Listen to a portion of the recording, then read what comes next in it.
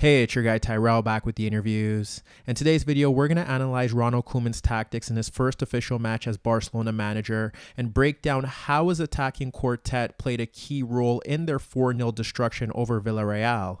When we break down the game and we do look at the board, Barcelona on paper were supposed to start in a 4-2-3-1 against Villarreal's 4-4-2. But when we look at Barcelona's overall attacking shape, it was somewhat similar to what we saw under Ronald Koeman at Holland. He attacked with 6 men. They pushed the fullbacks higher up the pitch. They had the wider players tucking in narrow, and the central attacking midfielder in Van der Beek or Wijnaldum pushed into the box to support the forward. The midfield pivot ended up dropping off into the half spaces to cover space for the fullbacks if Holland were attacked in transition, and then the center backs would push forward as well, looking to ping long diagonal balls out to the fullbacks if the midfield was pressed out of the game. When we look to Barcelona's shape against Villarreal, it often shifted from what looked to be a 3-1-6 to a 3-3-4 to a 3-2-5.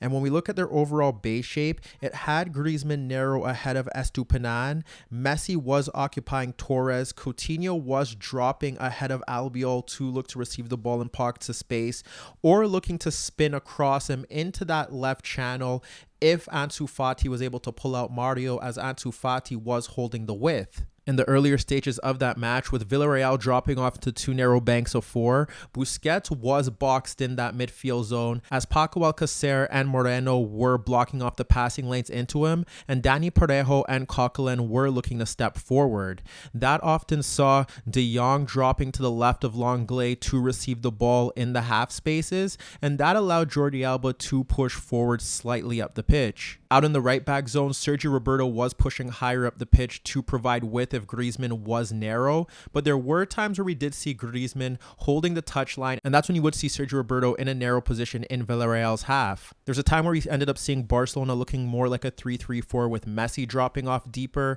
aligned with Busquets and De Jong in that midfield zone, and that's when we saw Sergio Roberto pushing forward to break into the box. And if we look to another example of their 3-3-4 shape, you have Roberto narrow on the right with Messi holding the width, you have Griezmann occupying Torres and Estupiñán, and then you have Coutinho ahead of Albiol with Ansu Fati wide. The other similarities that we saw with Ronald Koeman's Holland and this Barcelona side against Villarreal was the positional rotation, and that's when you had Coutinho dropping off into the midfield zone and De Jong pushing forward into the gap ahead of Mario and Albiol, and that's where you see them rotating. And we saw something similar with Ansu Fati dropping off in the midfield bank to the right of Moreno, where De Jong often looked to receive the ball, and that's when we ended up seeing De Jong pushing ahead of Mario, and that's another example of positional rotation. The other improvement that we witnessed from Barcelona was through their pressing, as Antoine Griezmann helped Lionel Messi press the center backs from the front. You had Ansu Fati and Sergio Roberto dealing with the fullbacks,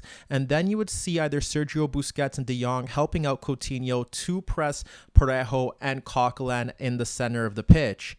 There was one time where we ended up seeing how Barcelona could struggle with the press if Messi isn't engaged, and that ended up seeing Albiol receive the ball, and it forced Coutinho to leave Coquelin.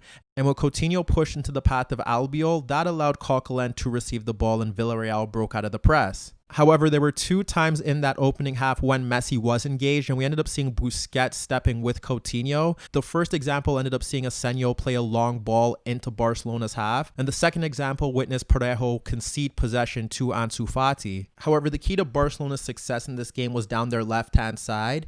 It was through Ansu Fati who could hold the touchline to run at Mario or make runs across him, Jordi Alba running off Samu, and there were times where you had Jordi Alba assembling a back 3 with Piqué and Lenglet, where he would play line breaking passes into the front 4, receiving the ball between the lines. When we look to a few examples, first we see Busquets splitting Paco and Parejo for Messi dropping off ahead of Estupiñán. Messi turns and runs across Parejo and plays a ball across Coquelin for Alba breaking beyond Samu.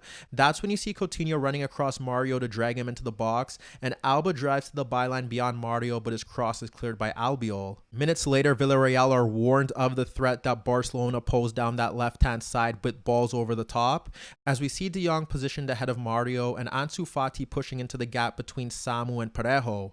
That's when we see PK clipping a long ball over Samu for Alba looking to dart forward, and you see Sergio Roberto in a deep, narrow position. Alba tries to play a first-time square ball into the path of Ansu Fati, but it falls into Parejo. Nevertheless, we witness an identical threat in the build-up to Barcelona's opening goal. You have Lenglet closed by Moreno, and what you end up seeing ahead of him is the Barcelona front four occupying Villarreal's back four. So when Lenglet clips his long ball into that left channel, it witnesses Alba running off Samu and Mario to receive that ball in left half space. That forces Mario to shift across the path of Jordi Alba, and that allows Ansu Fati to break freely into the box for the fullback as Samu doesn't track his run. But what should also be noted here is the movement of Griezmann as he darts into the box to drag out both center backs and Estupiñán so that Alba's pullback can find Ansu Fati. Minutes later, Ansu Fati is able to double Barcelona's lead, and it stems through Lenglet playing a breaking pass between Parejo and an advanced Mario for Coutinho, who runs beyond Koeman, and what we end up seeing is now Ansu Fati as a free gap down that left channel to break into,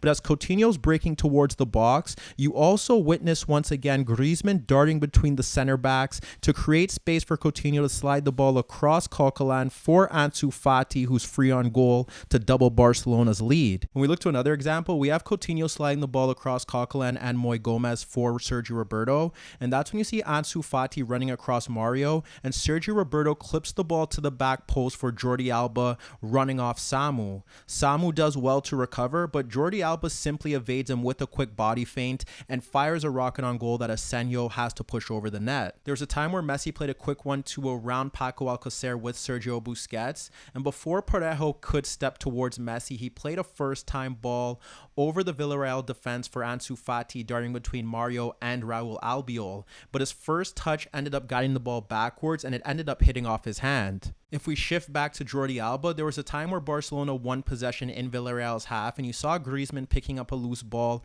and sliding it square to De Jong.